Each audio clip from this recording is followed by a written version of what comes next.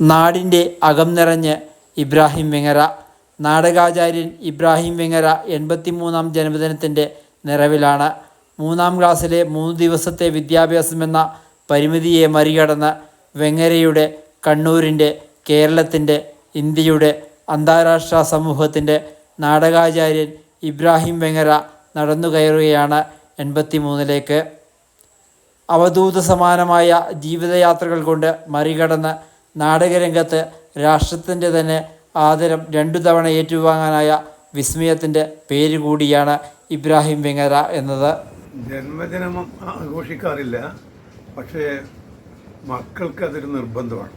ഒന്നുമില്ല, വലിയ ആഘോഷമൊന്നുമില്ല. ഒന്നിച്ചിരുന്ന് ഒരു ഊണ് കഴിക്കുക, മറ്റ് സെപ്പറേറ്റ് ആയിരിക്കുമല്ലോ പലരും ഭക്ഷണം കഴിക്കുന്നുണ്ടാകുക. വരുന്നവരില്ലേ ഭക്ഷണം കഴിക്കും. ഒന്നിച്ച് കൂടി ഒരു ഭക്ഷണം കഴിക്കുക, അതിൽ കവിഞ്ഞിട്ടുള്ള ഒരു ആഘോഷമൊന്നുമില്ല. എൻ്റെ ശരീരത്തിനാണ് പ്രായം,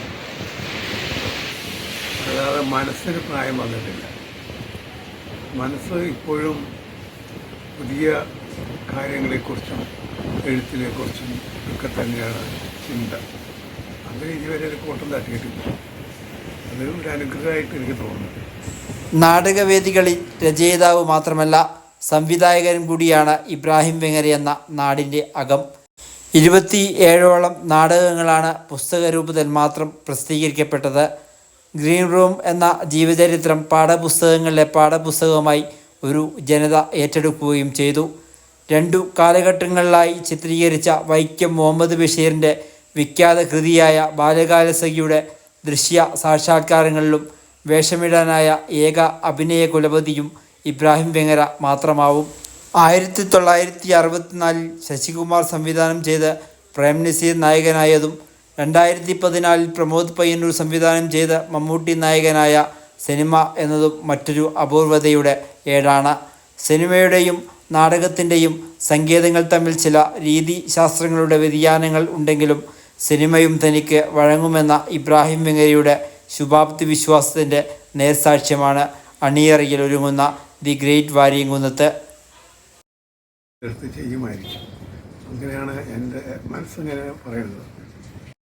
ഇപ്പോഴും വർക്കിൽ തന്നെയാണ്, പക്ഷെ അത് എപ്പോഴും എന്നൊന്നും പറയാൻ പറ്റാത്ത ഒരവസ്ഥ ഉണ്ട്.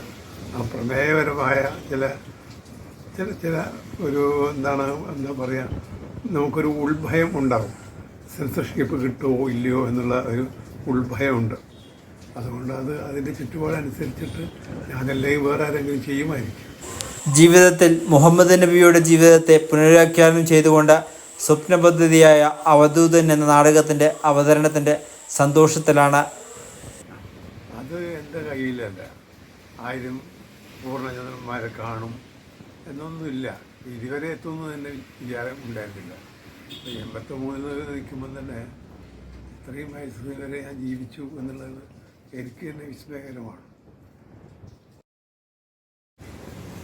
ബാക്കിയാവുന്ന മോഹങ്ങൾ എന്ന് പറയുന്നത് മുഹമ്മദ് നബിയെക്കുറിച്ചുള്ള ആ ചരിത്രം, നബിയെക്കുറിച്ച് ചരിത്രം നാടകമാക്കണം എന്നുള്ളത് തന്നെയാണ്. ആ മോഹം മാത്രമാണ്. നടക്കുമോ ഇല്ലയോ എന്ന് എനിക്കറിയാൻ പറ്റില്ല. ഏതായാലും അത് പുസ്തകമാക്കാൻ തീരുമാനിച്ചിരിക്കണം. കൃതി ടെക്സ്റ്റെങ്കിലും ജീവിച്ചിരിക്കുന്നുണ്ടാവുമല്ലോ, ഞാൻ ഇല്ലെങ്കിലും ടെക്സ്റ്റ് ഉണ്ടാവുമല്ലോ എന്നുള്ള പ്രതീക്ഷയിൽ അത് അങ്ങനെ തീരുമാനം ഉണ്ടാക്കിയിട്ടുണ്ട്. ന്യൂസിൻ്റെ ജന്മദിന ആശംസകൾ.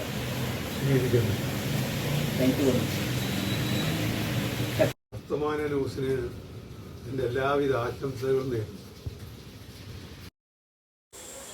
ഓഗസ്റ്റ് 1 83-ാം ജന്മദിനത്തിൻ്റെ നിറവുമായി ഇബ്രാഹിം വെങ്ങര എന്ന നാടക ആചാര്യൻ മഴവില്ലഴകായി നാടിൻ്റെ അകം നിറഞ്ഞ് ജീവിതത്തിൻ്റെ വർണ്ണശോഭയോടെ തിളങ്ങി നിൽക്കുകയാണ്.